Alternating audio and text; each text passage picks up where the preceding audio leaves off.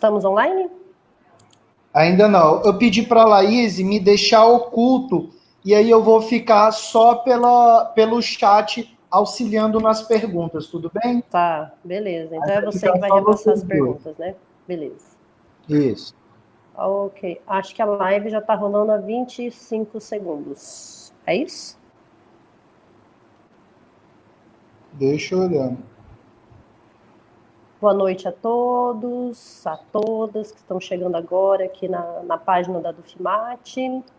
Essa é uma primeira experiência de live. A gente atrasou alguns minutos porque nós estávamos com alguns problemas técnicos, mas a gente já resolveu.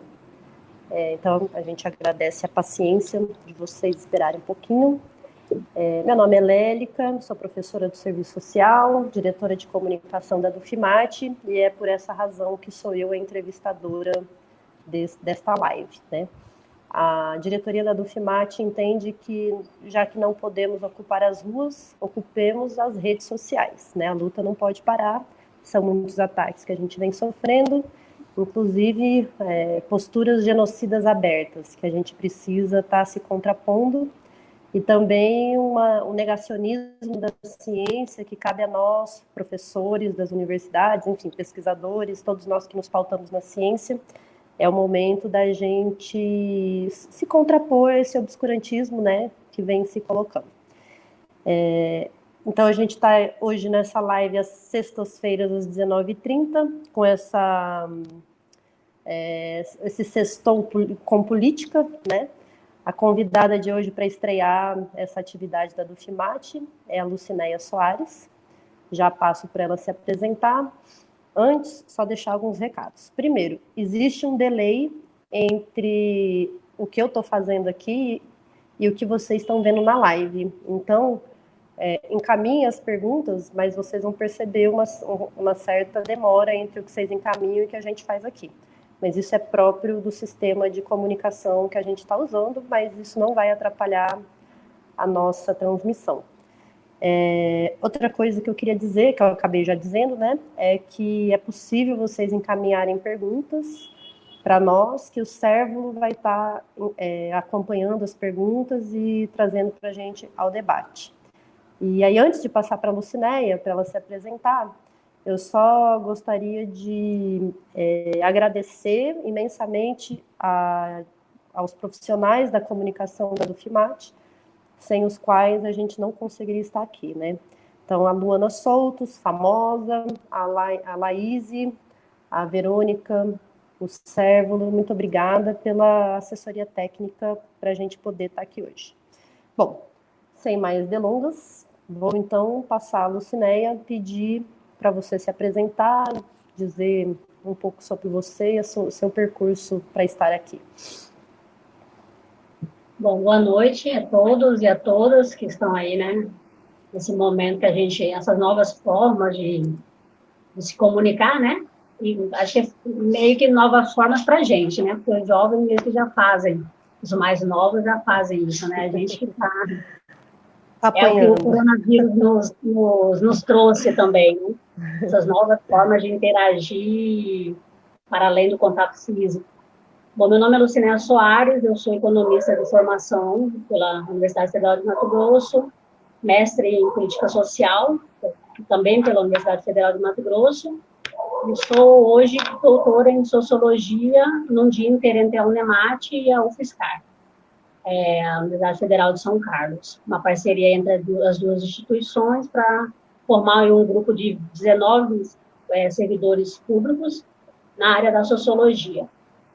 Eu sou servidora do Estado de Mato Grosso, pela Secretaria de Estado de Saúde, trabalho desde 2003, dentro do Estado desde 95. E trabalho desde então na área de planejamento, política e orçamento público. E eu optei em estudar também, no mestrado e no doutorado, financiamento, no caso, do Sistema Único de Saúde, mas acabou levando para outros caminhos, como também o financiamento de outras políticas, né, como a educação agora no doutorado, e no mestrado um pouco da assistência social. Concluí o doutorado agora dia 2 de abril, numa defesa, né, nesses tempos difíceis que a gente está vivendo, mas concluído o trabalho, A dissertação de mestrado estudou basicamente o financiamento da estratégia de saúde da família do SUS, e hoje entre o financiamento e a estratégia de saúde da família responde um pouco sobre o sucesso, né, porque eu não vou fixar a análise com relação ao SUS, aos problemas do SUS, porque isso todos nós já sabemos, né? Mas hoje o atendimento que a população está tendo, todo um acesso à promoção, à prevenção, só é possível porque nós temos um sistema único de saúde público e diante de todas as dificuldades com muita qualidade. Nós temos assim, técnicos, profissionais, trabalhadores de uma qualidade imensurável. Então a gente precisa falar sobre a qualidade do sistema único de saúde, não só dos problemas. Então, a atenção primária, né, esse modelo, eu estudei como que esse financiamento impactou. Então, a gente tem aí uma rede de atenção primária que atende uma grande parcela da população hoje. E depois, no doutorado, eu fui estudar como as relações de poder impactam nas políticas públicas, né? Como se constrói um desejo, né, em se aproximar-se, cooptar o Estado do fundo público, e como ela se realizou. No caso específico, eu estudei a Lei 7.958 de 2003, que é a lei da renúncia fiscal, né, que a gente teve aí,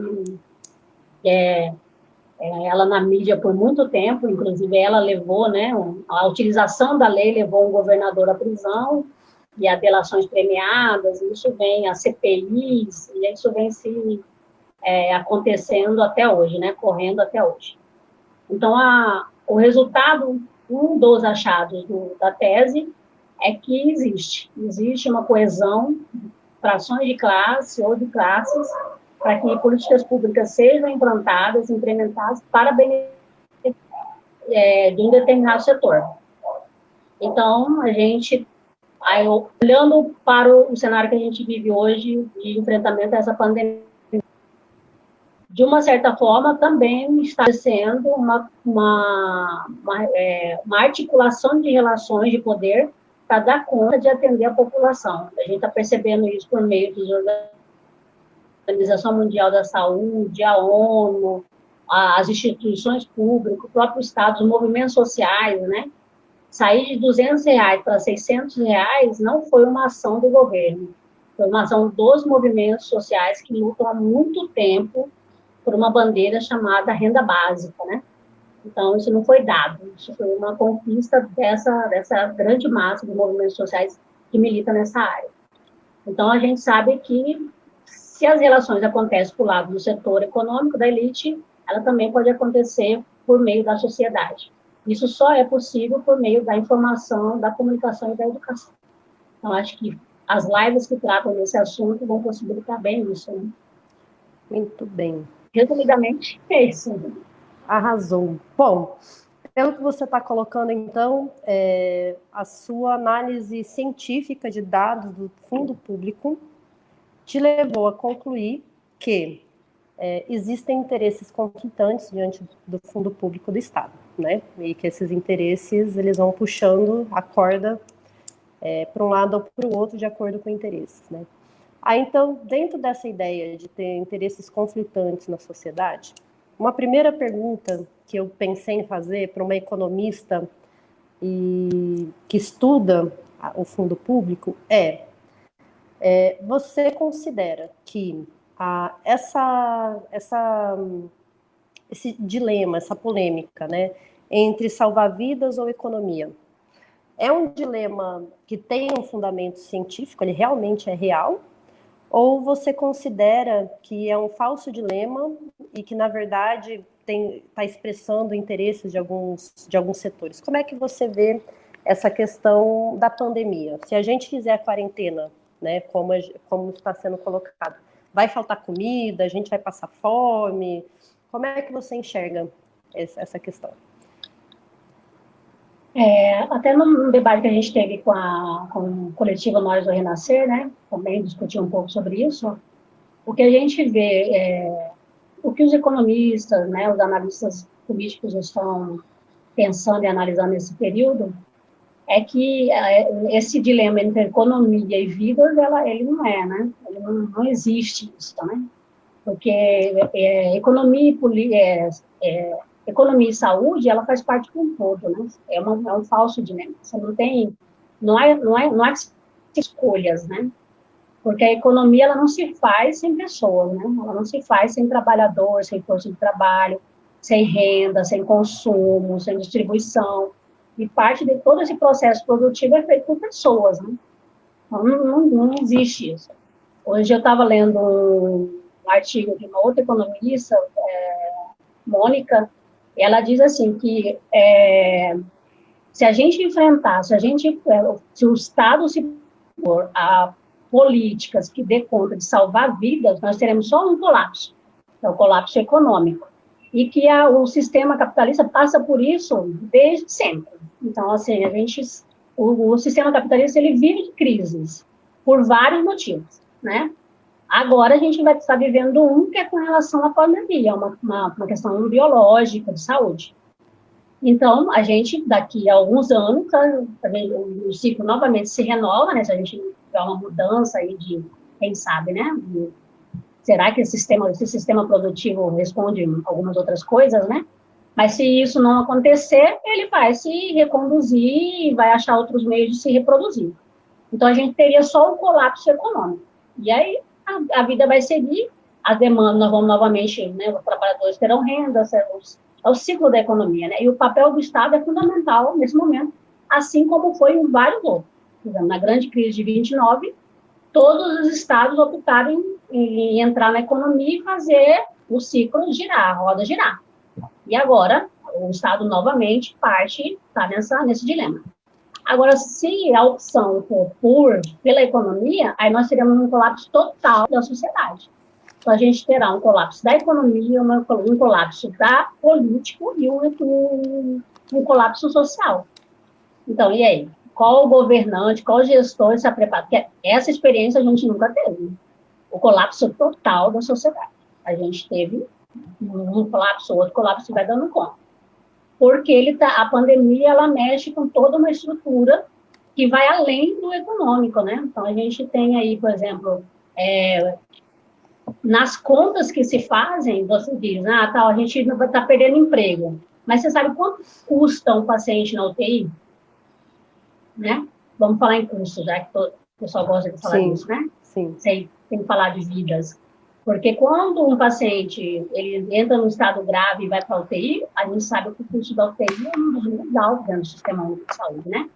E é um custo, pela análise epidemiológica que está sendo feito, infelizmente, as pessoas que vão para a UTI não estão conseguindo retornar. Então, você tem um custo que depois não vai ter um retorno da sociedade produtiva, porque essa pessoa não...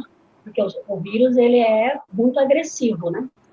Então, assim, essa opção entre economia e vidas, ela não existe.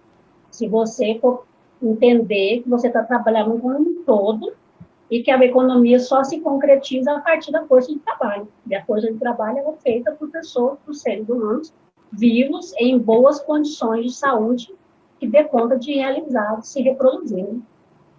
Analisando pelo sistema capitalista. Então, o grande ponto no coronavírus que está sendo posto para a sociedade é que o Estado ele precisa escolher quem ele vai proteger, abrindo mão de outras situações. O abrir mão de outras situações, aí é discutir, né? Privilégios, né? Priorização de políticas sociais universais. Então, esse Estado, ele quer fazer isso, né? E isso está acontecendo, não é no Brasil só, isso o mundo inteiro está fazendo essa escolha. O Estado, a partir de então, vai atender a população, a sociedade, para dar conta que ela passe por isso e continue depois no seu sistema produtivo e normal, né? Então, as grandes nações estão fazendo isso, né? Então, não há essa diferenciação, não há essa tomada de decisão, não há esse dilema. É um falso dilema. Gente, só aproveitando para instigar quem está assistindo a retornar semana que vem nós vamos debater a necropolítica do governo em relação à pandemia. E aí nós vamos entender que elite, que Estado é esse que lança esse falso dilema e por que lança esse falso dilema? Mas falando em falsos dilemas, Lucinéia, você estava colocando que essa não é a primeira crise econômica do capital. Na realidade, o Marx ele prevê que as crises acontecem cíclicas, né, de 7 a 10 anos, você sabe disso, e que não é a primeira vez, então, que a gente vai estar tendo uma grande crise mundial. E, na verdade, professor é duro, né, não consegue só perguntar, tem que expor um pouco. Na verdade, a crise econômica ela vinha se desenhando desde 2019, né? O coronavírus é uma faísca, sabe quando já tem, você liga o acendedor do fogão, tá lá o gás, só falta faísca para explodir. O coronavírus foi a faísca, né? Não é ele o causador da crise. Mas vamos lá, você falou que as crises elas existem, elas são cíclicas e que o Estado ele tem uma função de intervenção para poder lidar com essa crise. E aí você disse sobre a necessidade, então, do Estado intervir na economia, investir dinheiro, recursos na economia. Parou só. Isso. Eu queria saber de você o seguinte, o governador... Você está me ouvindo? Eu tô. O governador... Você está me escutando? Eu não estou te ouvindo mais. Que pariu. Socorro, gente. Não? Não? Vou ter que mandar a pergunta por escrito. Não? Ai, meu Deus. Espera aí. Tá me ouvindo agora? Eu tô te escutando. Ih, gente, e agora? Como é que se faz entrevista sem o entrevistado em escutar o entrevistador, né? Assessoria técnica, por favor. O que nós podemos fazer? Reiniciar, Lucinéia? O que nós vamos fazer? Opa, tem mensagem no chat. Tá. Gente, um probleminha técnico. Bom, enquanto isso, eu vou falando da live da semana que vem. Na semana que vem, nós vamos começar uma sequência de debates sobre necropolítica na América Latina e como isso se expressa na pandemia do coronavírus, né? Como a Lucinéia já colocou, essa questão de salvar a economia ou salvar vidas é um falso dilema. Não tem como salvar a economia sem salvar vidas, já que são os trabalhadores que produzem o capital, produzem dinheiro, né? Produzem riqueza, que vai se tornar capital. Enfim. Você está me ouvindo agora? E aí, então, na semana que vem, nós estaremos entrevistando a Dani, que ela é formada em medicina veterinária, está fazendo doutorado em Portugal, e ela vai falar um pouco sobre os aspectos biológicos e as conquistas em termos farmacológicos, né, que a gente já tem para o enfrentamento da pandemia e a razão pela qual o Estado oferece ou não oferece essas tecnologias, né. Então, na semana que vem, estejam aqui que nós vamos seguir o debate. Você está me escutando, Lucinéia? Agora eu estou te escutando. Você está me escutando? Sim. Então, sigamos. Eu ia falar para você o seguinte, a gente está falando da falsa polêmica e tal, e aí o governo tem dito, desde que o Mauro Mendes assumiu, ele vem dizendo que o Estado está numa profunda crise, que não tem recursos, que não tem nem como pagar o RGA dos professores, não tem como ampliar a rede hospitalar nem no meio de uma pandemia, não tem como comprar respiradores, não tem como comprar EPI, enfim. Ele vem anunciando uma bancarrota praticamente do Estado. Você estudando os recursos do Estado, você concorda com essa análise? É realmente essa situação do Fundo Público do Estado de Mato Grosso? Então, como você disse, né? O coronavírus, ele não mostrou, ele potencializou, né, a visão da sociedade sobre algumas coisas. E, por exemplo, sobre a desigualdade social. Mas, falando especificamente sobre a receita do Estado, eles nos apontam um problema com relação ao Pacto Federativo, que já estava em discussão, tanto pelo Congresso, né, pela Câmara dos Deputados, pelo Senado. Existe hoje um projeto de lei que está correndo na Câmara dos Deputados, né, sobre, por exemplo, uma lei federal que impacta diretamente a receita do Estado, que chama-se Lei Candir. Então, assim, hoje, foi um estudo feito pelo governo do Paraná, ele estimou que de 1997, porque a Lei Candir é de 1996, de 1997 até 2016, o estado de Mato Grosso perdeu 30 bilhões de reais de ICMS. Em 2016, a perda de receita foi de 4,232 bilhões de reais. Quando a gente vai falar sobre uma outra, que foi o tema, o objeto da minha pesquisa, da lei de 7.958, que institui o PRODEIG, nós temos aí uma estimativa mais ou menos em torno de 3 bilhões, né? Então, a gente tem aí de receita que não entra no cofre público, somando a Lei Candir e a lei nossa estadual de renúncia fiscal, a gente tem aproximadamente aí 7 bilhões de reais que deixam de entrar nos cofres públicos, né? Então, o coronavírus, ele potencializa novamente essa discussão, porque a Lei Candir, quando ela foi instituída, ficou-se pactuada entre os governadores, principalmente porque ela é uma isenção sobre o ICMS, que é de responsabilidade dos estados, a arrecadação é o maior tributo do estado, né? Que os estados produtores primários e semi-elaborados receberiam esse recurso de novo. E a gente vê que todo ano é o governo estadual com o pires na mão, solicitando lá o recurso do FEX, né? Aí vira piada, eu quero, para pagar o RGA, eu preciso do FEX, para ampliar, eu preciso do FEX. Então, a gente tem uma política pública federal que impacta diretamente os estados produtores, Mato Grosso é um estado produtor, e temos as políticas estaduais que também impactam e que a gente sabe que foram utilizados por muito tempo como mecanismo de manobra, né? Tanto para manutenção de privilégios, de poder, como também para a corrupção. Isso a CPI, que foi instituída em 2016, deixou ponto. Então, assim, o que fica claro com relação ao discurso de que não há receita, não é isso. O Estado ele precisa tomar decisões e priorizar o que ele vai atender e o que ele vai deixar de atender para dar conta das demandas da sociedade.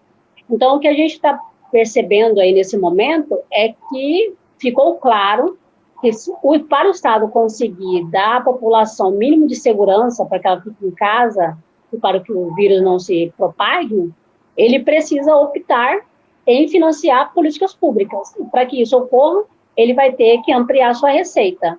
E ele vai ampliar sua receita como? Pressionando o Congresso Federal para que faça, né, valer a devolução da Lei Candir para os estados e que faça as suas análises internas das suas políticas de redução de receita.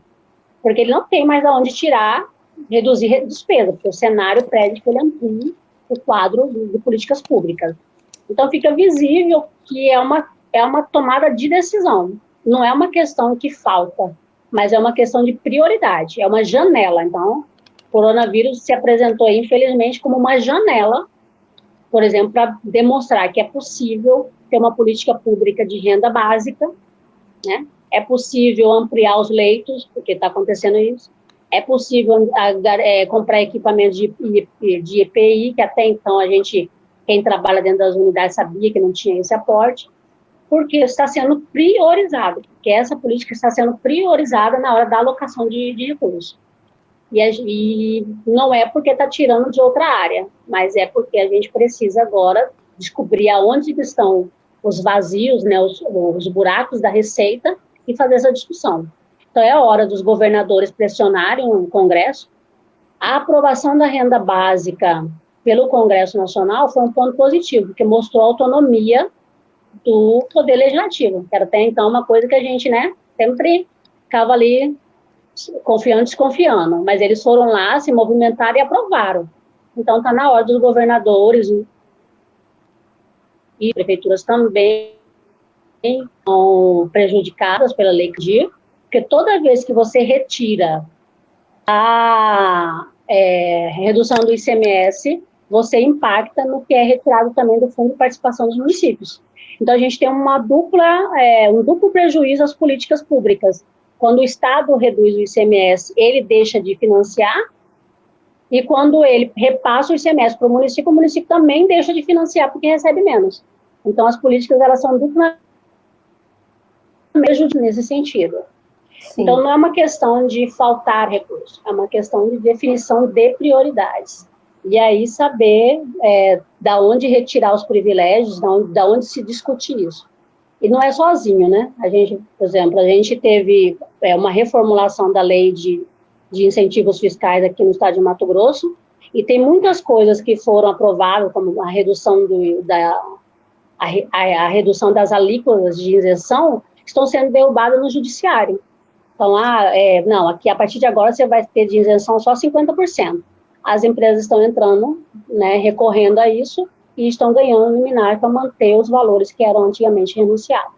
Então, é uma questão a ser discutida com os três poderes, né? Não só o poder executivo. E também rediscutir o Pacto Federativo. Né? Pelo que você está colocando, então, existem setores que hoje estão sendo... mudo de novo. Ai, meu Deus. Ai, meu Deus. Tá. Ô, gente, tá difícil. Enquanto isso, eu vou dar um recado. Eu vi que estão chegando algumas perguntas, mas eu elaborei algumas perguntinhas para iniciar o debate e vocês também irem tendo noção do que é dúvida de vocês, o que vocês gostariam de aprofundar mais. As minhas perguntas já estão acabando e logo em seguida, então, eu passo para as perguntas de vocês e a gente segue o debate, tá bom? Não vou ignorar, é só que eu estou conduzindo o que eu já elaborei aqui, mas já a gente chega nas perguntas. Lucinéia, tá me escutando? Arrasou.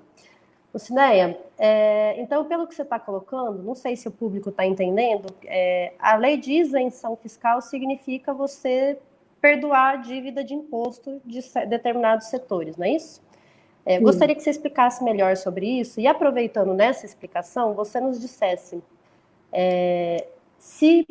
qual é esse setor que está sendo beneficiado com essas isenções, Lei Candir, essa lei que você estudou, que eu não lembro o nome, 7.000, não sei quanto, e, portanto, para você assinalar para nós, se hoje não tem recurso, da onde que nós tiraríamos, né? Quem são os setores que hoje são privilegiados de isenção e que nada mais justo que eles também contribuíssem como todo trabalhador contribui com o ICMS, que é descontado já nas coisas que a gente compra, nas coisas que a gente consome, todo mundo paga imposto. Quem são as pessoas que não pagam imposto e que agora o coronavírus vem trazer a tarefa dessas pessoas contribuírem conosco? Pois mais uma coisa que o coronavírus mostrou, né? A gente, hoje, a Associação Nacional dos Auditores Fiscais, eles elaboraram um manifesto que se chama 10 propostas tributárias para financiar o combate à pandemia. Então, assim, isso não é uma coisa nova, né? Isso vem sendo discutido há muito tempo por instituições. Então, agora é o momento de vir a baile, né? Então, é o momento de colocar para a sociedade que existe uma parcela da população que não contribui, que não paga, que não coloca recursos no fundo público. E a gente precisa discutir isso, né? Então, as associações, a sociedade civil organizada, ela buscou isso e está se mobilizando. Nesse estudo, para a gente ter uma ideia, por exemplo, tem a proposta da taxação das grandes fortunas. Eles fizeram uma estimativa que fica mais ou menos em torno de 40 bilhões de arrecadação por ano ao se tributar as grandes fortunas. Das 10 medidas que a associação, que o manifesto sugere, né, soma-se 49 bilhões em desonerações e 299 bilhões de arrecadação. Então, é muito recurso, né? Muito recurso que é deixado de ser tributado por uma decisão do Estado, em algum momento em sua história, né? Então, por exemplo, em 1996 também, o Estado optou em não cobrar imposto de renda do lucro e dos dividendos da empresa, somente da pessoa jurídica.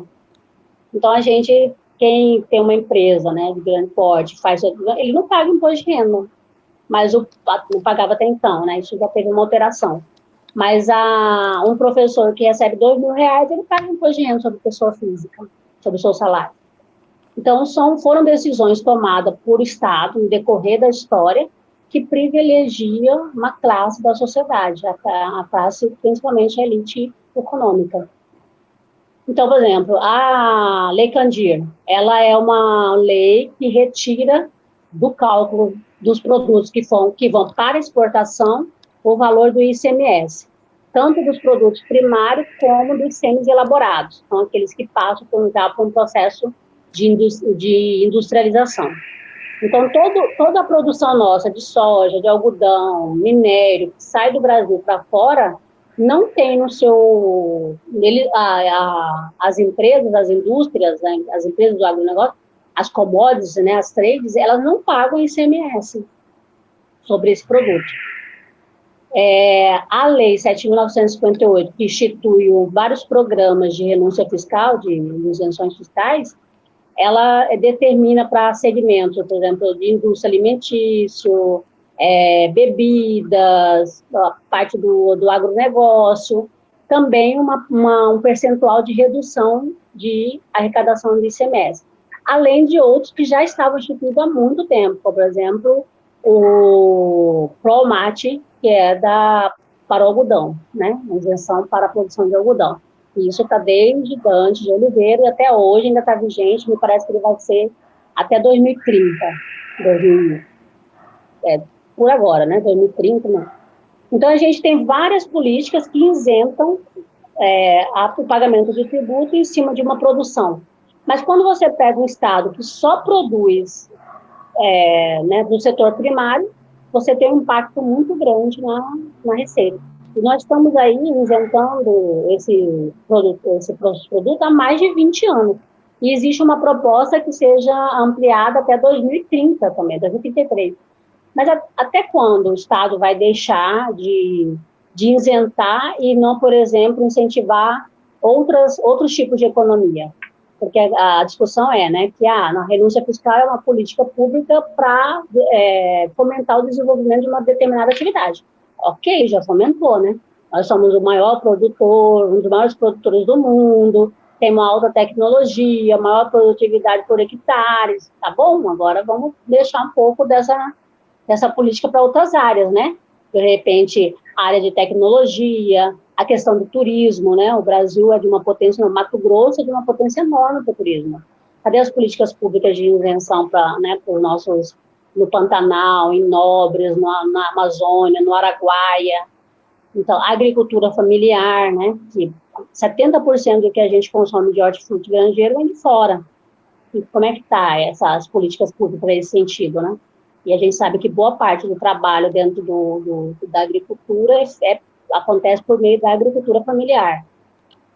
Então, a gente tem uma soma de políticas públicas e de decisões políticas que se afloraram agora.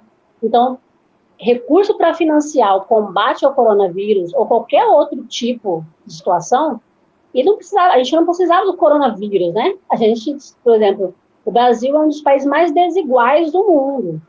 A gente precisa de uma doença para mostrar isso.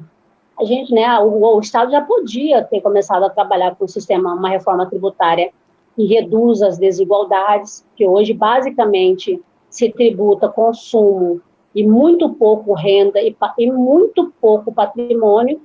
Então, quando você tem um Estado mais dos trabalhadores, mais pobres, você tem uma concentração de renda.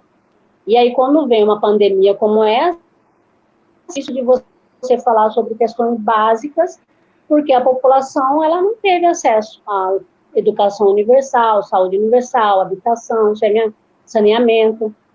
Então, recurso tem. O Estado precisa tomar decisão em retirar algumas áreas, retirar de outras áreas, né, deixar de atender algumas áreas que já estão sendo atendidas há muito tempo e priorizar, principalmente, uma boa parte da população, que quem realmente coloca recurso dentro do Estado. Bom, minha última pergunta... Tá me escutando, Lucinéia? Tô. Ótimo. Lucinéia, então, o que pode tornar a política pública prioridade em detrimento desses interesses, desses setores?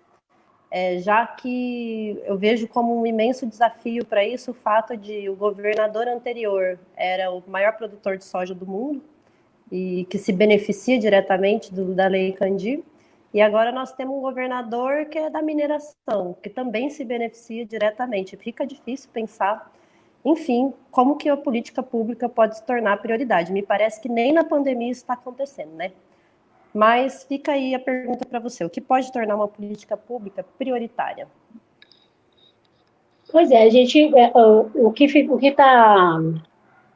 esse momento atual está nos mostrando, né, enquanto possibilidade para uma discussão futura, é que quando há um movimento parte da sociedade, principalmente de uma sociedade organizada, né, são os movimentos sociais, as instituições nacionais, internacionais, como os direitos humanos, a Organização Mundial da Saúde, apesar de seus problemas que a gente sabe, a ONU, né, e uma outra discussão que se mostrou ultimamente é as relações estabelecidas entre os países, né, infelizmente na América Latina a gente está vendo pouco isso, né? Acho que até pelo cenário que a gente tem hoje dos presidentes, a Bolívia com o seu problema, né? O presidente do Paraguai aqui no Brasil, mas a Europa como um todo ali, eles estão se mobilizando entre eles para dar conta de atender, e um sendo muito, muito solidário ao outro, né?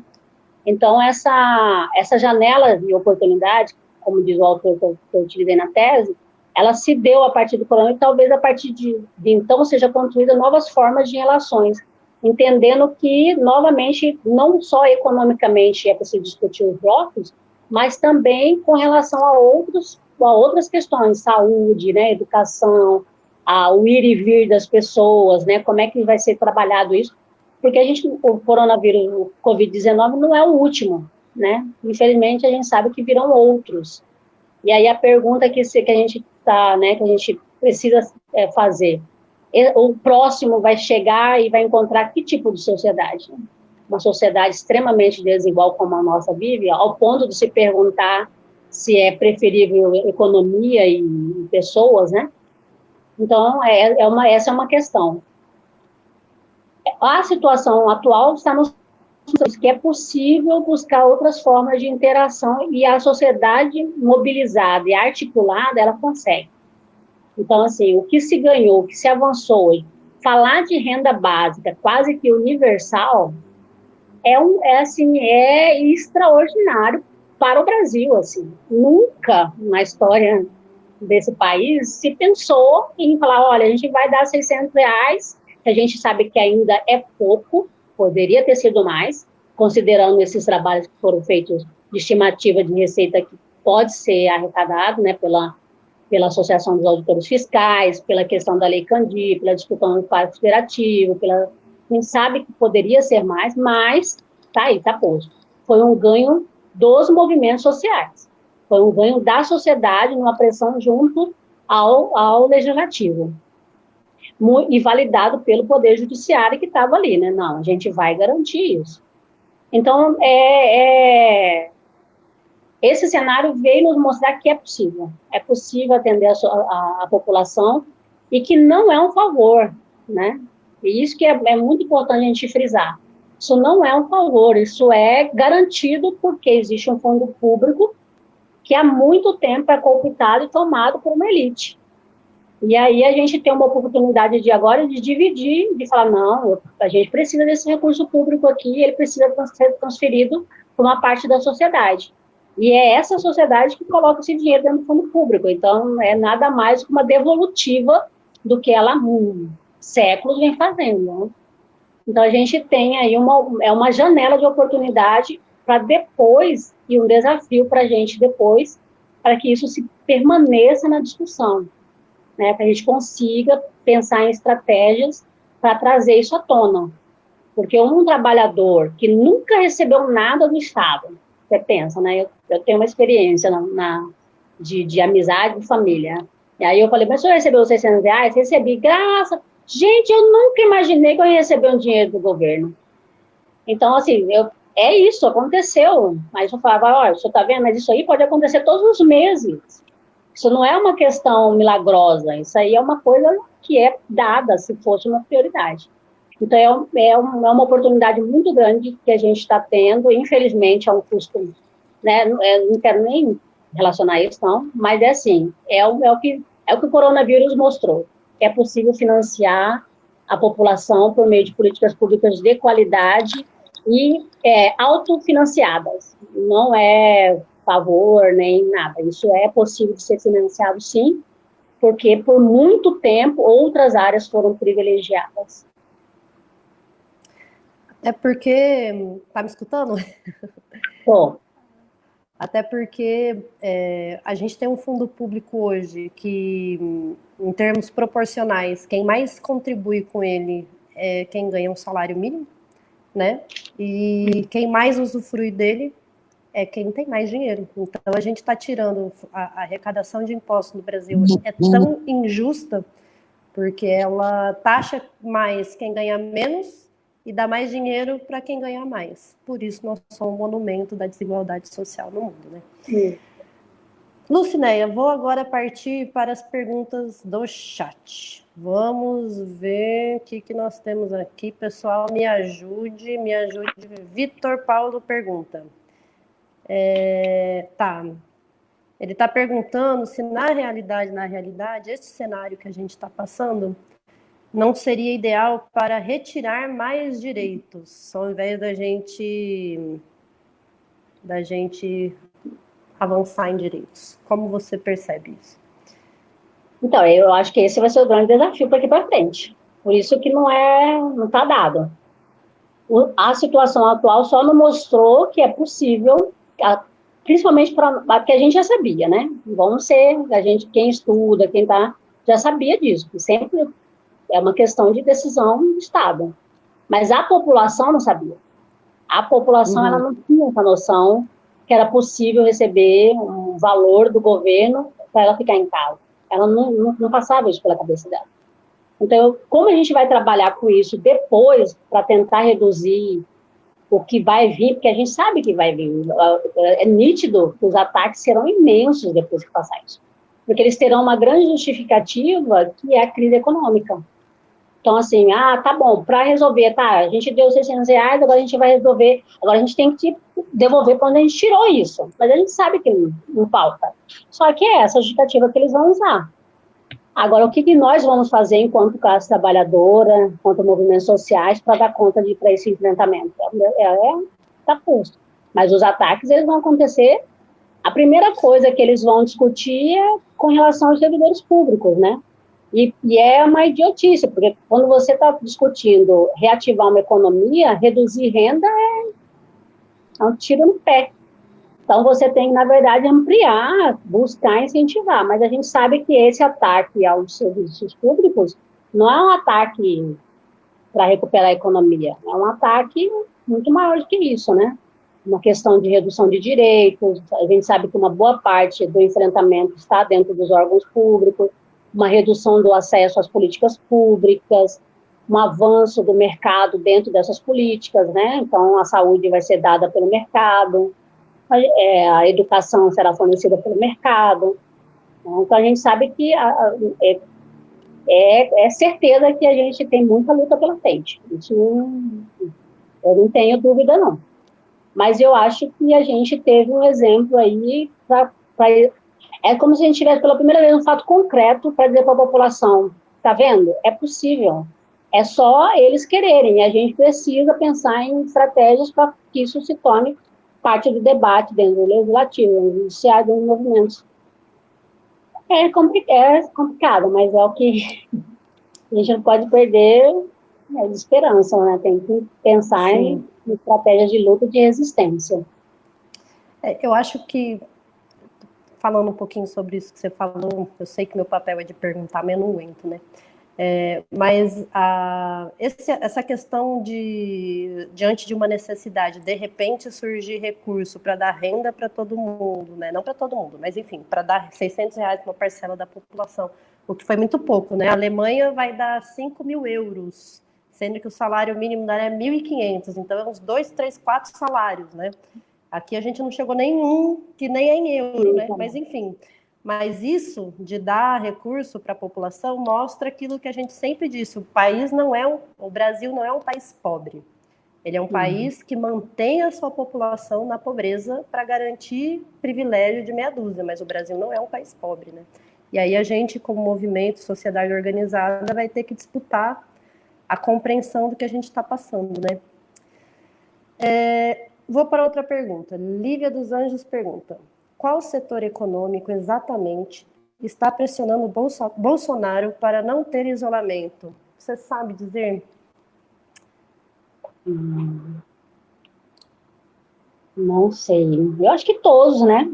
Eu acho que a gente viu aí na mídia alguns empresários que falam diretamente, né, sobre o fim do isolamento.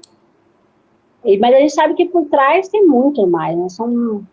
Felizmente, essa elite que a gente tem é uma elite conservadora, como diz, né, Mariana Chauí, reacionária. Então, mas em compensação a gente também tem bons exemplos, né? Tem outras empresas aí, que não vou citar o nome, mas que buscaram outras formas de apoiar os seus trabalhadores, né? Isso é até, assim, você fala, gente, é possível também que um empresário pense dessa forma, né? Mas eu particularmente não sei de um segmento específico, mas a gente sabe que a grande elite nossa, ela está pressionando, sim. Além de que eu acho que é da cabeça dele. Assim, eu vejo que ele literalmente pensa assim mesmo, que entre economia e saúde de pessoas, ele fica com a economia. Eu acho que é uma decisão quase que meio pessoal dele, assim, porque a gente vê pelas reportagens que uma parte das pessoas que apoiam ele, os militares, né, a equipe técnica, eles tinham um posicionamento mais de precaução, né?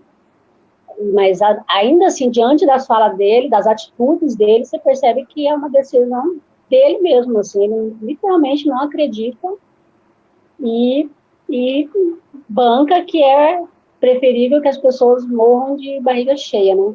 Agora, um país que até então tinha 40 milhões de trabalhadores, né? Desses 40 milhões de trabalhadores, quase 80% na informalidade, precarizado, intensificado, a gente sabe que não existia esse trabalhador, né? Bem alimentado, com a carteira de trabalho registrada, né? A gente entra na pandemia com um cenário trabalhista de redução de direitos, de intensificação da precarização. Então, esse trabalhador, ele não estava bem, não. Ele estava ruim também, né? Ele não estava num cenário positivo. Então, isso só piorou. Então, que economia é essa que ele tanto defende? Não é a economia que a gente tinha dos trabalhadores, né? É uma situação de precarização e intensificação dos vínculos de trabalho e de redução dos direitos, né? Então, eu acho que há todo um segmento que a gente sabe que apoia ele, mas eu particularmente não sei um assim direto, não. Além dos que vão realmente para a mídia e falam mesmo. Esses a gente sabe, né? A Van, a gente já viu as declarações dele. Mas especificamente, assim, não sei. Na live que vem, na semana que vem, quando a gente for debater o genocídio, né, a política, a postura genocida diante da pandemia, nós vamos retratar um pouquinho melhor quem é a elite brasileira, né? A elite brasileira é uma elite que vem dos senhores de escravos e que está acostumada a ter os seus lucros a partir do desgaste do corpo e do consumo dos corpos dos trabalhadores, né?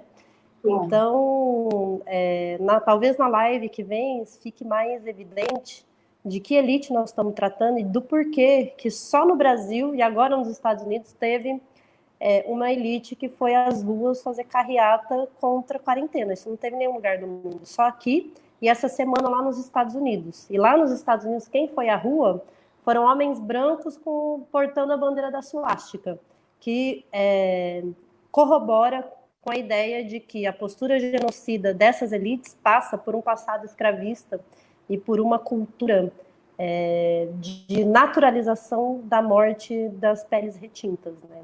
Da desumanização de quem não é branco. Porque, afinal de contas, quem é que não está conseguindo cumprir quarentena? Mulheres negras, chefes de família, trabalhadores terceirizados, todos eles que são herdeiros da escravidão aqui no país, né? Então, existe uma relação de um passado não rompido de escravidão dentro dessa questão do genocídio. Mas, enfim, isso vai ser um debate mais aprofundado na semana que vem. Vamos ver mais perguntas. Vitor Paulo comenta: já tem proposta de congelamento de salário aos servidores, além da aprovação da carteira verde e amarela na calada da noite. Isso a gente já... Eu vou falar dos comentários e aí a gente comenta os comentários. E Júnior César comenta: sim, R$600 é pouco, sendo que temos a base que seria o salário mínimo. Sim. E o Vitor comenta de novo, lembrando que teve apoio dos bancos, né? Então, a gente tem aqui alguns elementos para comentar. E aí tem um comentário / pergunta da Eliana Siqueira. Trabalhadores sendo demitidos ou tendo redução de salários, certamente irá piorar a circulação de mercadoria e diminuir o lucro das empresas. As pessoas sem dinheiro não consomem, muito menos capitalizar as pessoas e fazer a economia girar depois da pandemia, não acha? Então, o que o coronavírus ele trouxe, e que na verdade trouxe não, né, tornou à tona, é uma questão, uma situação que a gente já estava muito ruim, né? O Brasil ele não estava a gente tinha acabado de passar por uma projeção de redução do PIB, né? A apuração de um PIB que até virou meme, né, PIBinho, e logo em seguida uma nova projeção de redução do PIB. Então, assim, a economia brasileira não estava boa, não estava caminhando aí para um cenário positivo. Então, isso tende a dar piorar bastante depois que a gente tiver aí, retornar ao processo de busca de políticas públicas que dê conta desse crescimento. O que a gente percebe na fala, nas análises dos economistas, é que as políticas hoje vigentes, né, propostas pelo doutor econômico do governo, elas não são suficientes para essa retomada, nem antes e talvez muito menos depois, porque eles passam por uma política mais conservadora, né, de redução de renda. Então, a gente sabe que, como a colega falou, né, não há o que, por exemplo, Keynes propôs em 1929, é o Estado financiar os trabalhadores, né, produzir dinheiro, colocar no mercado, financiar grandes obras, para dar conta que esse ciclo de investimento ocorra, né, e aí a gente consegue. E a gente tem outros problemas dentro da sociedade brasileira, né, a questão da industrialização, a gente está passando por um processo de desindustrialização da economia. Então, existem outras questões que estavam já à baile e que estavam sendo discutidas, e aí agora essa situação tende a se agravar após essa queda bruta da economia, né? Porque, infelizmente, a gente tem uma economia baseada muito no consumo, né? Hoje, o maior contribuinte, por exemplo, do Estado é a parte de serviços, né? Do comércio. E aí, por exemplo, quem mais coloca recurso no fundo público é a parte de serviços de comércio, que é porque se tributa muito o consumo. Então, aí tudo volta para a questão do sistema tributário que o Estado brasileiro hoje tem. E não é só aqui no Brasil, né? Então, assim, a pandemia mundial, ela demonstrou que as políticas até então propostas, não só no Brasil, mas no mundo, que são as políticas neoliberais muito mais conservadoras, de redução do Estado. A França estava passando por uma discussão da reforma da sua previdência, né? Então, a gente tinha aí um leque de nações propondo políticas para reduzir isso. A pandemia vem e demonstra, olha, o que está sendo posto vai piorar a situação, porque a gente vai ter um agravamento do setor econômico, porque parte dessa população vai deixar de ter renda em virtude da redução dos seus direitos. E aí, como é que a gente vai conseguir fazer com que essa economia depois se mobilize? Esse Estado, ele vai ser mínimo, ele vai dar conta, o Estado mínimo dá conta de atender as demandas dessa sociedade que está sendo cada vez mais empobrecida, né? As políticas neoliberais vão dar conta de restabelecer essas condições que já eram ruins, né? E aí tende a se agravar. Então, é uma discussão esse é o momento. Por isso que é importante essas lives, por isso que é importante a gente discutir, por isso que a gente, de uma certa forma, se aproximar da população, porque é um momento de... Não existe uma família que não esteja conversando sobre o coronavírus, sobre os R$ 600, sobre o que vai acontecer depois, assim. Então, a gente, mesmo as mais, que estão lá nas condições mais, né, periféricas, em situação mais vulnerável, elas estão discutindo questões econômicas, né? Elas estão discutindo como é que elas vão fazer para viver depois, como é que ela vai dar conta de sobreviver, como é que isso vai voltar novamente. Então, por isso que é um momento importante para os movimentos sociais, para as comunidades, tentar dialogar e refletir, olha, se a gente não avançar agora na resistência, se a gente não demonstrar que parte dessa riqueza, porque parte dos problemas que nós temos de acesso aos serviços universais é porque elas não são financiadas para isso, mas elas não são financiadas porque não se tem dinheiro, elas não são financiadas porque elas não são priorizadas. Você viu como foi priorizado você ficar em casa e apareceu o dinheiro? Então, você viu que como foi priorizado ter respirador, apareceu dinheiro para o respirador? Você viu que como foi priorizado o leito de UTI, a construção de 200 leitos lá no Metropolitano, está sendo construído? Então, é assim, abriu-se a janela, infelizmente, de uma pandemia, mas foi possível atender. E aí a gente precisa pensar em estratégia. Está pronto isso? Não, acho que no mundo inteiro não está pronto os movimentos de resistência, então todo mundo está pensando também como é que vai fazer depois para demonstrar que quando foi possível, os estados se mobilizaram para dar conta, se articularam entre si, emprestaram avião, foram de avião buscar, pegaram pacientes da França, estão levando para a Alemanha para tratar, né? E por que com outras situações isso não foi feito, né? Por que não, por exemplo, aqui em Mato Grosso é epidêmico em hanseníase e tuberculose. Por que nunca se falou nisso antes, né? Por que a gente precisa, porque não vem a óbito, mas tem né, uma redução da produtividade. Então, a gente precisa ampliar, né, a discussão sobre a atenção primária, sobre a política de assistência social. Então, hoje só foi possível que o dinheiro caia na conta, porque a gente tem um modelo de financiamento da renda básica, que é o Bolsa Família, que tem aí um sistema já pronto, que as famílias recebem mensalmente isso. Então, por isso foi tão rápido, né? Vamos colocar entre aspas, mas ainda assim, disso cair na conta dessas pessoas mais em situação de vulnerabilidade. Porque já existia uma política de assistência social implementada, que está aí já há anos, forte, consolidada, e que só não avança mais porque é pesado. Então, é uma janela para as articulações, é uma janela para a discussão e para pensar. Então, muita gente vai usar isso depois. Lucinéia, chegou mais uma pergunta e eu vou pedindo, a gente já vai daqui a pouco dar 1 hora de live, não quero te explorar muito, então eu vou pedir a quem está nos acompanhando, que tá aquela coisa, mando, não mando, tô com dúvida, não sei se digo, se não digo, diga, mande já, que a gente vai pegar as últimas perguntas aí para a gente começar a encaminhar para o fim. Mas chegou uma pergunta que eu acho muito pertinente da Eusa, que eu acho que é a dona Eusa, que sempre está conosco, construindo o movimento de mulheres. Muito bem. Um abração para a dona Eusa, se for ela, né? E se não for, fica abraçada também. E ela perguntou sobre a carteira verde e amarela, que está em tramitação. Me parece que ela não vai. Eu vi que o Senado não vai dar tempo de votar.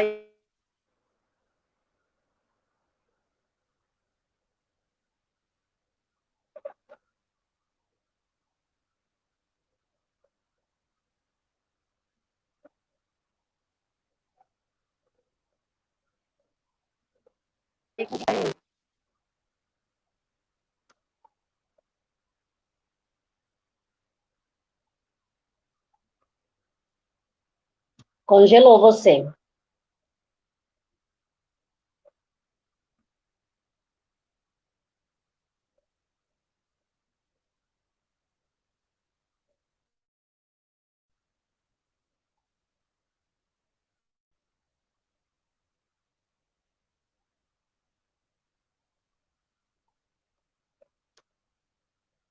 Você sumiu agora.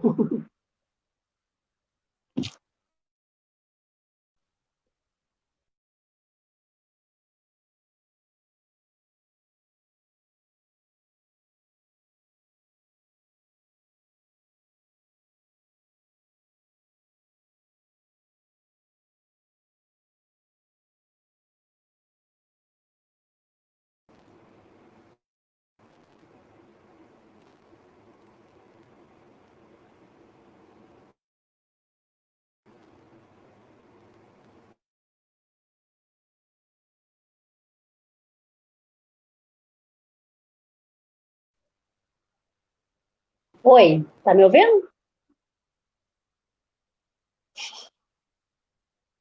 Tá me ouvindo?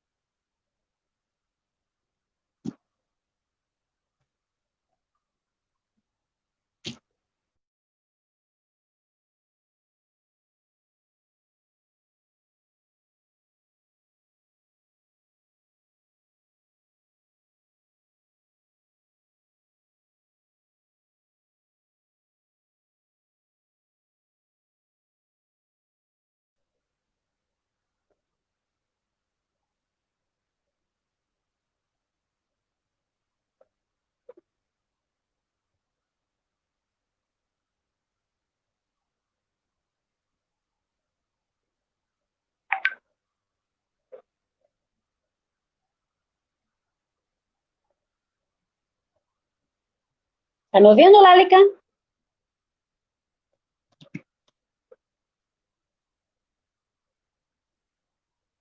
Tá me ouvindo? Oi?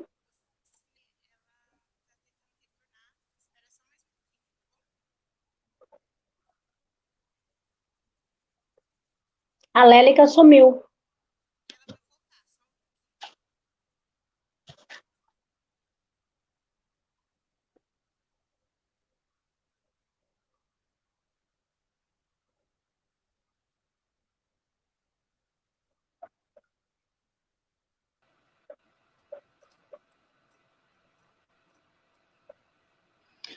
Oi, professora Lucinéia. Oi. Eu estou te ouvindo. Faz o seguinte, a Lélica, eu acho que caiu, a gente está tentando fazer ela voltar. Só um Tá bom. momentinho que ela já retorna. Eu Tá vou ler um bom. dos comentários que apareceu aqui, depois Uhum. da Raquel Lacerda. Aí você pode ir conversando com o comentário dela até a Lélica conseguir retornar. Ok. Nesse processo de pandemia, toda a classe trabalhadora irá padecer e haverá um retrocesso na educação no Brasil, aumentando assim a educação à distância, fazendo com que haja uma precarização dos profissionais da educação. Já com relação aos estudantes, em particular os universitários em estágio não obrigatório, estão padecendo com os cortes iminentes nas bolsas. E um abraço para a professora Lélica. Quem que fez a pergunta? Raquel Lacerda. Oi, Raquel. Então, é assim, da mesma forma que se abriu janelas para a gente pensar né, como a gente vai tratar a partir de então, né, de resistências, de luta, de ampliação de diálogos e de novas estratégias, também se a gente será janelas também para ataques, né? Então, a gente sabe que, por exemplo, algumas coisas que já estavam, né, em andamento, por exemplo, a educação à distância, ela tende a se intensificar a partir de então. Então, assim, as políticas públicas, elas são frutos de consequências de relações de poder, né, de correlação da sociedade. Então, isso, a partir do momento que isso se dá, o produto disso são as políticas públicas, né? De como essa sociedade se interage, como que ela consegue se articular. Então, nesse momento, isso está acontecendo. Está acontecendo, por exemplo, aconteceu para a aprovação da renda básica. Se você for buscar as instituições, os movimentos sociais que discutem a renda básica, eles fazem isso há muito tempo, e eles foram para o Congresso e lutaram e bateram e fizeram articulação com os deputados de esquerda para conseguir ampliar os valores e ampliar o acesso, né, aos critérios de acesso para que mais pessoas pudessem ter acesso ao auxílio. Mas, ao mesmo tempo, a gente sabe que tem uma outra parte da sociedade que também está se mobilizando para continuar a falar à frente do que está sendo proposto. Então, por exemplo, o EAD é uma situação dessa. A gente sabe que tem escolas que estão optando por... seus alunos estão tendo aula, né, por meio do EAD, E a gente sabe que isso depois tende a ganhar aí mais reforços, né? E isso traz o prejuízo diretamente aos trabalhadores da educação. E também a qualidade do ensino, que a gente sabe. Então, essa correlação de forças dentro da sociedade, ela está acontecendo em todos os segmentos. Não só no movimento da resistência de luta, mas também na parte da sociedade que quer avançar nessa dominação e nessa redução de direitos. Então, esse é o nosso desafio, enquanto quem está do outro lado pensando em formas para tentar reduzir esse impacto, né, e fazer com que esse agravamento da redução de direitos não ocorra muito mais posterior à pandemia, que a gente sabe que vai vir. E aí a gente precisa se articular, por isso que esse momento importante de diálogo entre a gente, trazendo essas pessoas para falar sobre isso, para que a sociedade se mobilize, para que esses movimentos se mobilizem para pensar nessas estratégias de luta para o futuro. Porque serão momentos de muita luta. Não serão momentos fáceis, não. Principalmente para a classe trabalhadora. Professor, eu vou encaminhar outra pergunta aqui do Vitor Paulo novamente. Vocês acham que a revogação da PEC do teto de gastos, mais suspensão da dívida pública e taxação seriam medidas necessárias para garantir o enfrentamento à pandemia? Sim, sem dúvida.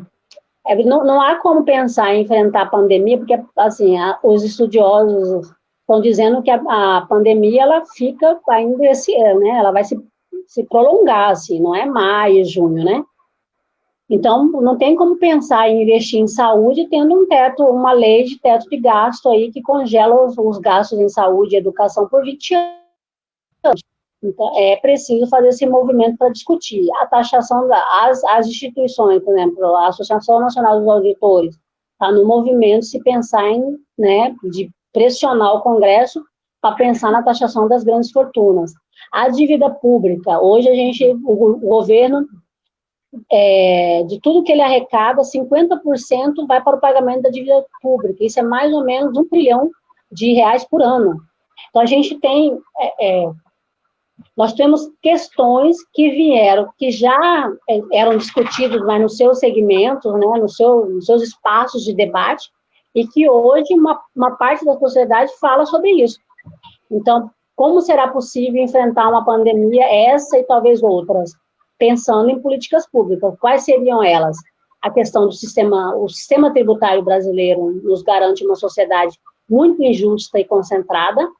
Então, a gente precisa, para falar sobre redução de desigualdade, ampliação de acesso a políticas públicas de qualidade, é preciso pensar numa reforma, né, num novo sistema tributário.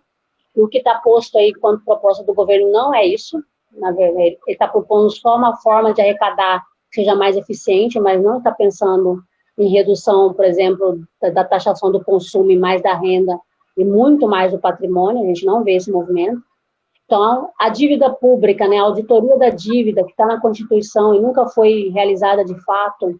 Então, o movimento da auditoria cidadã está aí correndo atrás para mobilizar, para solicitar a suspensão do pagamento da dívida, porque é uma dívida que a gente não sabe a origem dela, né, se realmente ela é legal e até que ponto, e ela é basicamente interna, né, então não traria prejuízos, isso já aconteceu outros anos, então poderia ser alongada ela para atender às demandas da sociedade. Então, é uma questão de decisão política, mas a gente tem, a cabo do país, um presidente que tem outros entendimentos, né? Então, assim, o que a gente já tinha de experiência dos estados anteriores, ele se agrava muito nesse cenário em virtude de uma posição do governo que nem considera, nem cogita pensar ele já deixou isso, já se manifestou que ele é contra a taxação da grande fortuna, por exemplo. E a gente sabe que grande parte dessas grandes fortunas só foram possíveis por meio do Estado, por meio de acesso a políticas públicas, por meio do acesso ao crédito, por exemplo, né, aos sistemas públicos de financiamento, ao BNDES, ao Sistema Nacional de Crédito Rural. Então, não tem São coisas que foram colocadas à tona e que precisam...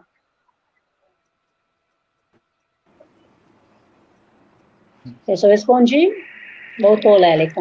Eu voltei, achei que eu não ia Voltou, conseguir. Lélica. Só não estou ouvindo. Novamente. Qualquer coisa, a gente aciona o botão de pânico aqui. Tá. Acabou todo mundo. Né? Vocês estão me escutando? Lucinéia está me escutando? Sim? Não? Ih, será que a Lucinéia caiu agora?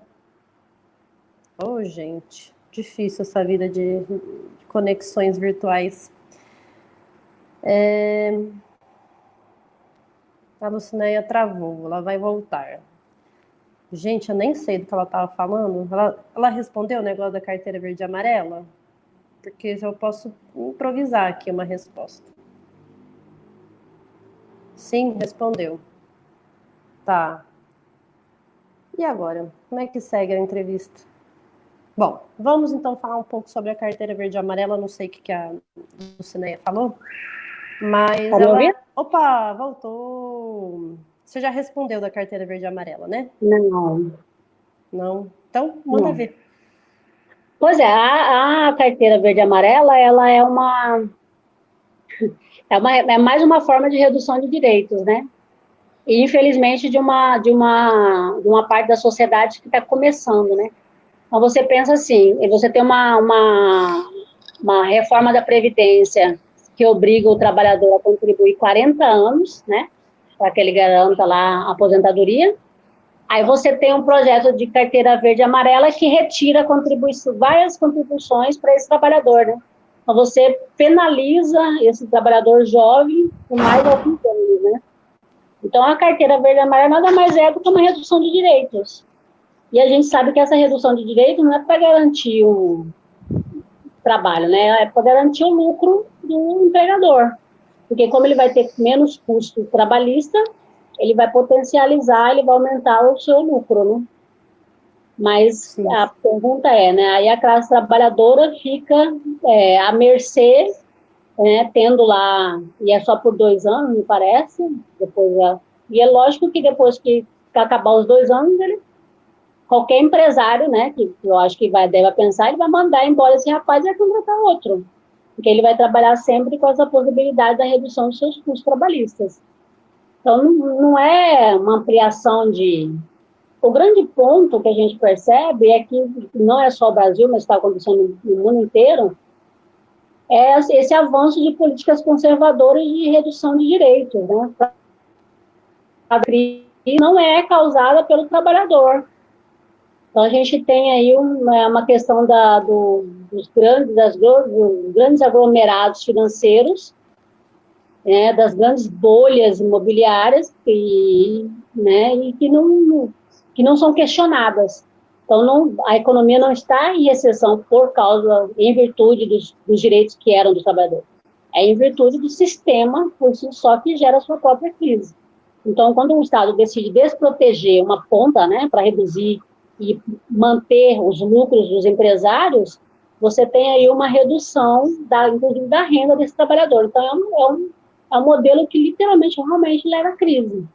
Porque quem consome, quem faz a máquina, né, o sistema girar, é o consumo, né, é a distribuição. E aí você não tem isso a partir do momento que você restringe ou reduz cada vez mais a capacidade de reprodução da classe trabalhadora, né, da força de trabalho.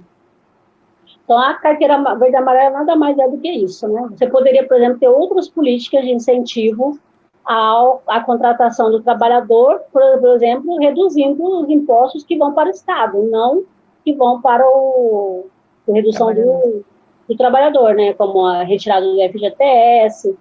Então, você tem um impacto diretamente na vida desse trabalhador jovem que vai precisar ficar 40 anos no mercado ativo e contribuindo.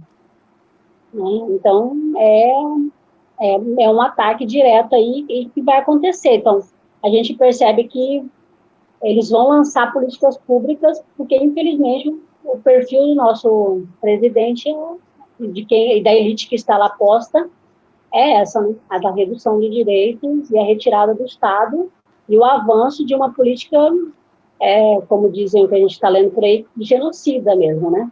Que a gente realmente terá uma grande massa da população em situação de pobreza mesmo. Assim.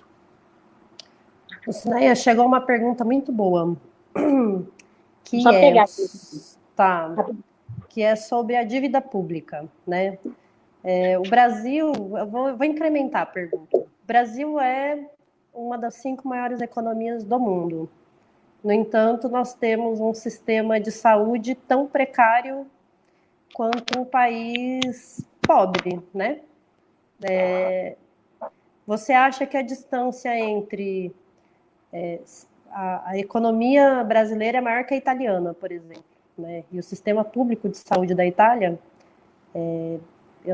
me parece que é mais equipado, tem mais condições, né?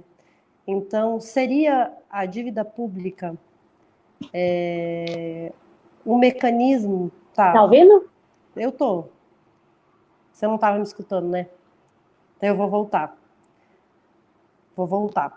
Eu estava dizendo o seguinte: o Brasil é a quinta, eu acho que é a quinta maior economia do mundo, uma das, com certeza está entre as 10, né?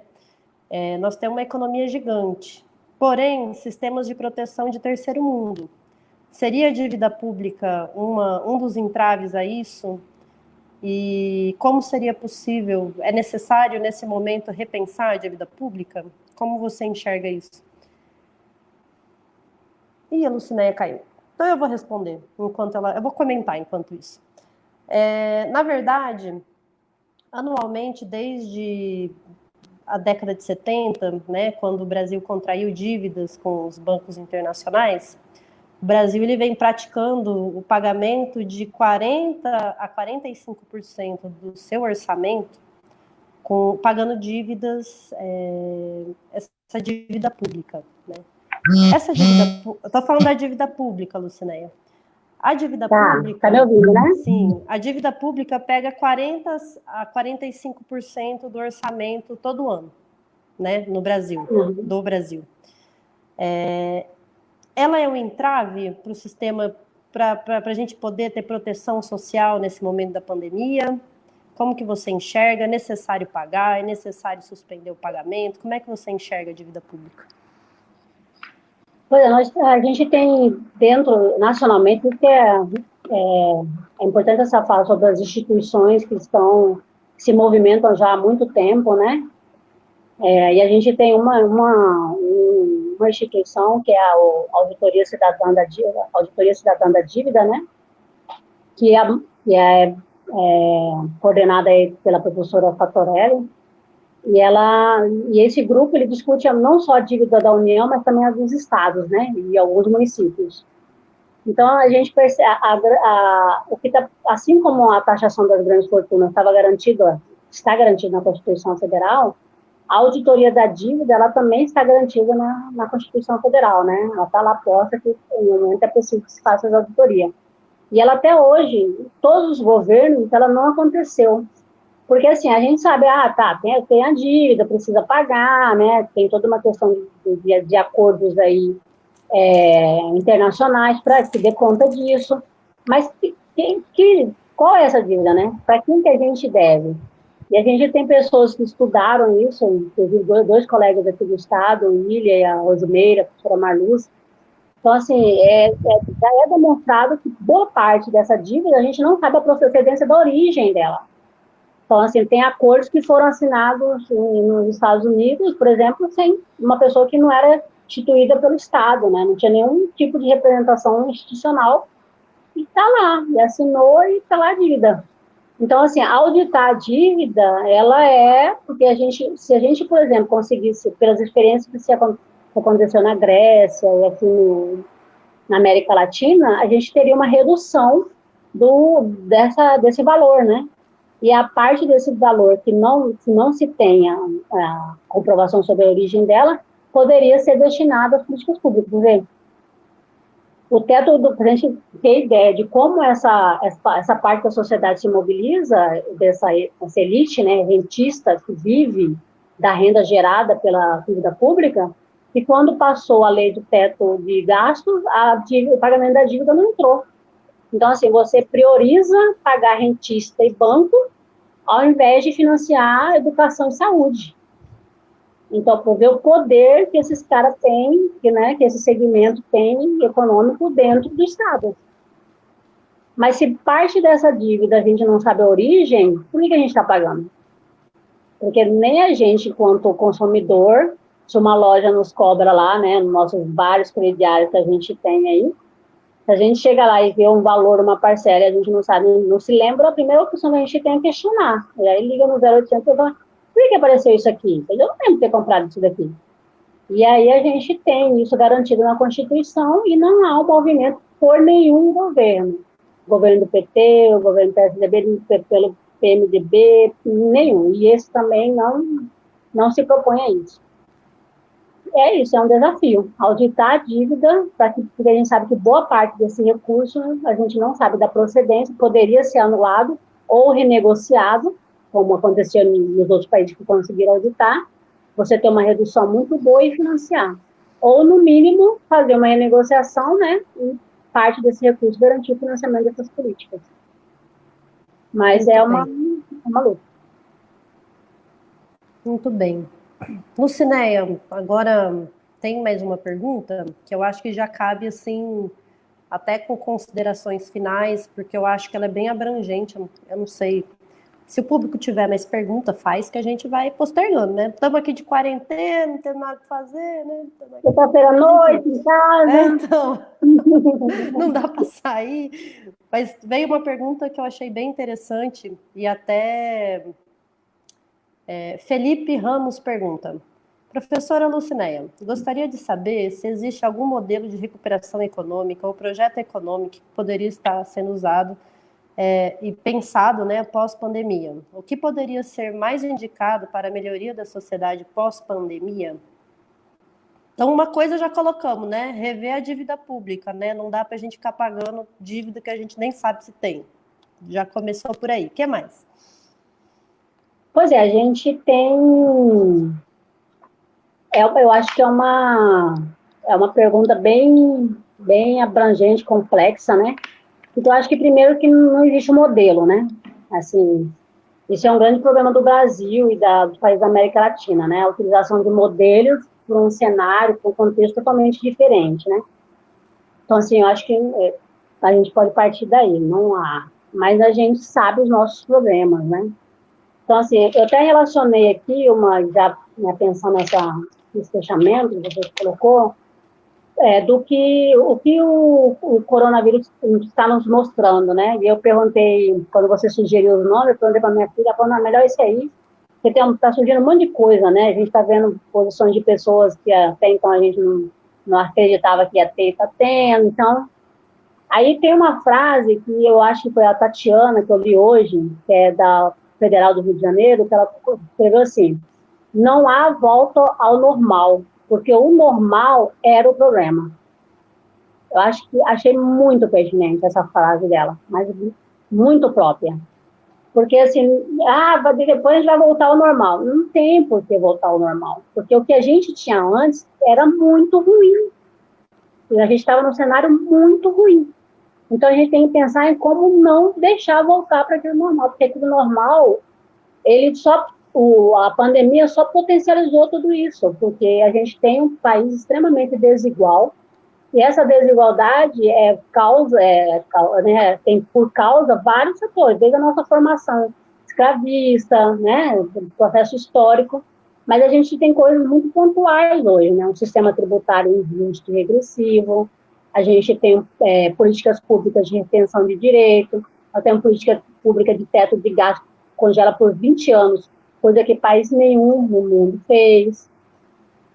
A gente tem uma reforma trabalhista que intensifica os trabalhos precarizados. Então, por exemplo, dos trabalhadores ocupados, 41% são informais. Gente, 41% de uma massa de trabalhadores são pessoas sem nenhum tipo de seguro, né? E aí isso só está aparecendo agora. Por quê? Porque todo mundo ficou ao mesmo tempo sem renda. Mas a gente sabe que isso acontece todos os dias. Todos os dias o trabalhador, por algum motivo, seja de saúde, acidente de trabalho, ele deixa de ter uma renda mínima que garanta a sua sobrevivência e dos seus familiares. E aí a pandemia ela só mostrou isso no número, só expôs isso, ao ponto de se propor uma renda. Então a gente tinha um cenário muito ruim, que se agrava, e que a gente depois vai retornar. E esse retornar é que a gente, né, precisa uma reforma da Previdência que estende aí uma população a uma margem, depois a não segurança de um recebimento de um recurso que dê conta de garantir as suas necessidades básicas, porque a gente vai ter uma bola de neve, né? Se você tem uma sociedade que vai trabalhar ao infinito, ela vai ter uma redução de renda, e se a gente tem uma redução de políticas públicas para a saúde e para a educação, ela não, quando ela chega no momento de aposentar, ela não tem nenhum tipo de política de proteção. E aí ela vai ficar à margem do Estado sem renda e aposentada, entre aspas. Então, assim, o que nós tínhamos antes não era bom, não estava no cenário positivo, não era legal. Então, a ideia é discutir como é que a gente faz para não voltar para esse normal, porque ele não era uma posição, a gente não estava numa situação. Eu acho que isso vai acontecer mundialmente, assim, né, a Índia fechou, quem imaginar que a Índia, né, com aquele tamanho de quantidade de pessoas, entrou em isolamento. Como ela vai dar conta de uma população, aí é uma questão que ela vai ter que resolver lá, porque essas crises, elas virão, né, elas virão, elas não param mais, e é uma parte que o cientista também está pesquisando. Então, você fica pensando como é que vai ser. Então, colega, soluções, modelo não existe. Cada país vai ter que encontrar o seu. Agora, essas ações, elas serão possíveis mediante essa correlação de forças. E aí a gente, enquanto sociedade civil, enquanto movimento, enquanto academia, enquanto população, a gente vai ter que buscar formas de pressionar e ocupar esses espaços e debater com a população formas de se enfrentar o que não era bom, o que não estava legal. Eu posso dar um pitaco nessa resposta um pouquinho? Pode, fique à vontade. Eu não aguento. Bom, eu acho que a gente precisa enfrentar as heranças históricas desiguais do país, né?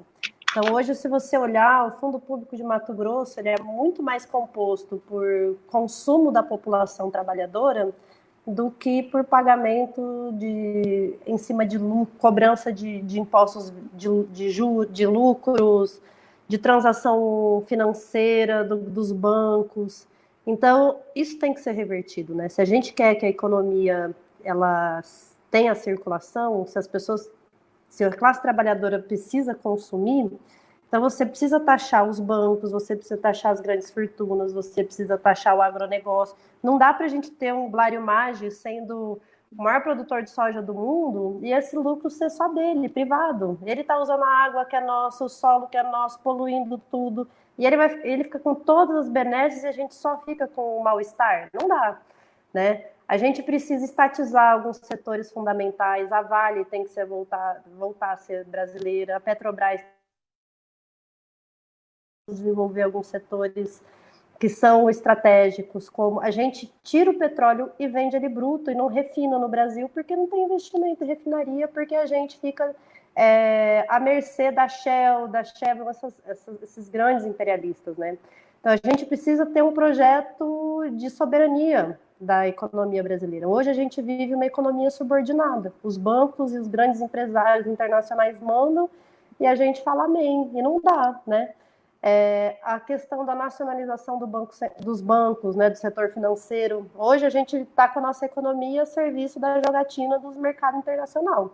Se ele achar que deve, investe, não achar que não deve, não investe e quebra a economia. Não dá para ser assim. Tem que ter regulação do sistema financeiro, né? Então, não existe fórmula, mas existem algumas coisas que a gente sabe que não funcionam, né? Existem coisas que a gente sabe que são desiguais. A questão da dívida pública mesmo, né? Os grandes bancos que emprestam para o Brasil dinheiro e que supostamente a gente deve, todo o recurso que eles têm de capital acumulado lá foi do ouro, da prata latina, do café, do açúcar. Então, calma lá, quem é que deve quem, né? A gente tem que pensar sobre isso. A gente precisa, enquanto povo, reconhecer que nós somos uma nação rica, que nós temos muitas potencialidades, que nós temos muita a própria, gente, a gente tem uma diversidade biológica aqui no nosso, o Cerrado tem uma grande diversidade biológica, a Amazônia, e a gente vende isso como commodity, eles vêm aqui, pesquisam, e eles fazem patente dos produtos que só tem aqui no Brasil. Não dá para continuar sendo subserviente assim, né?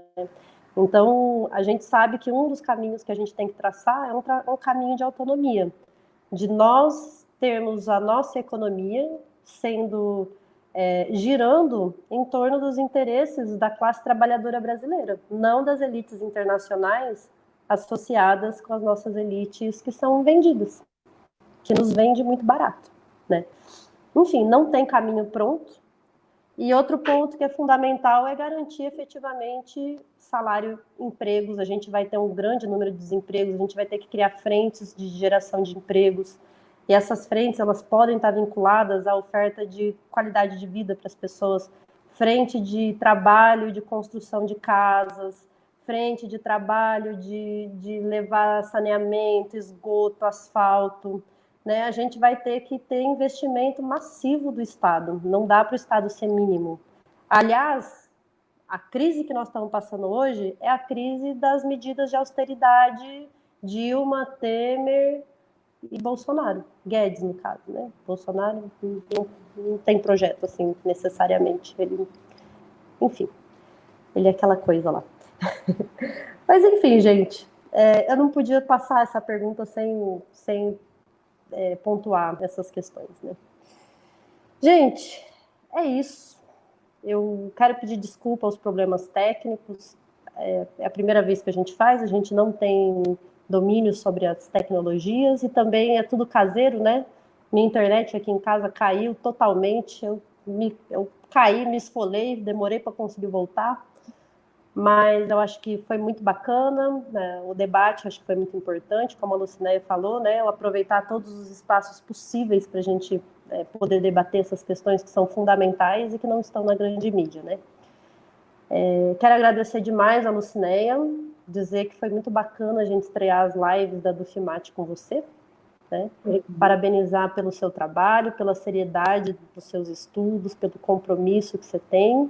Ixi, chegou uma mensagem aqui, deixa eu ver se é pergunta. Ah, sim, E aí me pediram para lembrar que essa live vai ficar gravada, então vocês podem assistir em outros momentos. E, Lucinéia, nós vamos, a partir dessa live, fazer pequenos vídeos dos melhores momentos para a gente estar circulando e aproveitar os áudios para podcast também. Aí depois a gente envia os conteúdos para você. Então é isso, gostaria de agradecer muito e passar para você, se você quiser fazer considerações finais e despedir do público.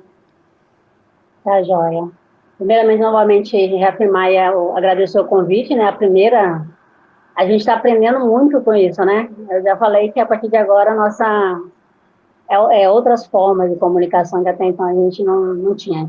E aí essa reprodução dos vídeos depois, porque como fica muito longo, né? A gente sabe que o nosso tempo hoje é curto e ninguém para assistir 1h30 de fala, né? Então, acho que essa questão de quebrar e transformar em pequenos vídeos é bem importante, porque, assim, para massificar, né, a comunicação.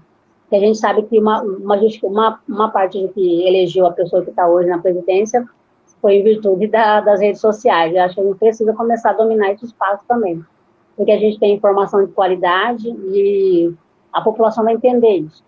Mas, assim, só para finalizar, eu fiz uma lista, assim, algumas coisas eu já acabei falando, do que o coronavírus ele nos fez ver, né? Aí, essa fala da Tatiana, eu reafirmo, não há volta ao normal, porque o normal era o problema. Mas a gente, por exemplo, o Covid deixou transparente como a questão da desigualdade, a questão ambiental, que a gente, né, acabou não mencionando muito aqui, mas é um problema sério que o Estado brasileiro tem, o quanto ela precisa ser debatida e enfrentada para qualquer tipo de problema que a gente tenha dentro depois, né? Inclusive para as condições de vida da pessoa. A questão da renda básica era uma coisa que a gente ouvia muito falar, mas a gente não se aprofundava no tema, porque existe outros segmentos fazendo isso. Mas ficou nítido o quanto é importante que a gente permaneça na luta sempre, porque uma hora aparece a oportunidade, aparece a janela, e a gente precisa estar lá, ocupando esse espaço, esse espaço de fala, e aproveitar as oportunidades para dar conta. E foi isso que esse movimento fez com relação à renda básica. Isso está chegando a muitos trabalhadores, a milhares de trabalhadores, a mulheres, chefes de famílias, e a gente sabe que grande parte dessas mulheres são mulheres negras, que estão aí à base, que são as mais, né, prejudicadas, principalmente com relação ao sistema tributário e ao acesso aos serviços públicos, né?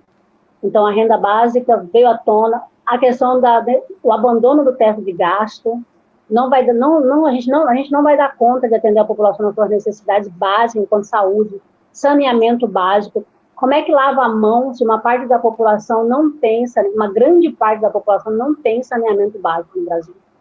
Então, é condição mínima e a gente não tinha. Então, é preciso discutir. Estado mínimo não dá conta, e para enfrentar a crise pós-Covid-19, ele precisa repensar isso, então o Estado vai ter que se fazer presente na economia a partir dos seus grandes investimentos, e a gente precisa estar lá mostrando que esses grandes investimentos precisam acontecer no saneamento básico, né, no acesso da população à energia, porque a gente tem ainda uma parte da população sem acesso a essa energia, a questão das políticas públicas para a agricultura familiar, para o turismo, né, para a tecnologia, para outras áreas, para além do agronegócio e das áreas dominantes. A meritocracia, né, e ficou evidente que para dar conta de lavar as mãos e manter o mínimo de higiene não é uma decisão individual, é uma decisão coletiva. Se ausentar do trabalho, ficar em casa, não é uma decisão individual, é uma decisão coletiva, que precisa ser subsidiada por um Estado que se faça presente, por meio de políticas públicas. A anticiência, que dá uma felicidade enorme para a gente, porque havia todo um discurso contra a anticiência, contra a antivacina, e aí, infelizmente, o coronavírus vem para demonstrar que não, tá? Calma aí. E para enfrentar algumas coisas, é a ciência que vai dar conta, são as vacinas que darão conta, né? É a saúde do coletivo que dará conta. E de como o SUS, a política do SUS é importante. Hoje a gente só está tendo a oportunidade de garantir esse acesso à população, ao monitoramento, à avaliação, ao acompanhamento dos casos, porque nós temos um sistema único implantado desde 88, e que mesmo com todos os seus problemas, a gente sabe que nós temos uma grande rede de assistência de trabalhadores que estão aí na ponta, dando conta do seu trabalho, em condições mínimas, adoecendo, mas estão lá. E isso é feito por um sistema único de saúde, e que poucos países no mundo têm. Então, a gente tem um sistema que está aí pronto e só precisa ser priorizado. Porque se ele for financiado, ele consegue cumprir com a universalidade, a equidade, a integralidade. A política da assistência social, que também é uma política que é muito importante garantir a proteção básica à população, principalmente às que estão em condições de vulnerabilidade. E hoje o acesso que parte da população teve à política emergencial, ela está sendo feita por duas políticas importantíssimas, o SUS e o SUAS. Então, isso precisa, né, também ser valorizado e pontuado aí no que o corona nos trouxe. Acho que é isso. Muito obrigado. Estou à disposição nas redes para dialogar, conversar e aprimorar e pensar em como a gente vai fazer depois para fazer agora e fazer depois no movimento de resistência à redução dos nossos direitos e ataque a essas mesmas políticas públicas que hoje estão dando conta, estão tentando aí reduzir os impactos do Covid-19. Então, obrigada, Lucinéia, mais uma vez. Obrigada ao pessoal que esteve acompanhando a gente, a Raquel, a Ilza. Mandem as suas perguntas também, assuntos que vocês acham pertinentes da gente estar abordando, que a gente vai organizando, então, as lives. Quero agradecer a paciência também, com os problemas técnicos, agradecer ao pessoal da nossa equipe de comunicação e dizer, então, que semana que vem tem mais. E é isso, galera. Só a luta muda a vida. Obrigada. Obrigada, gente. Um abraço. Bom final de semana. Para você também. Para vocês.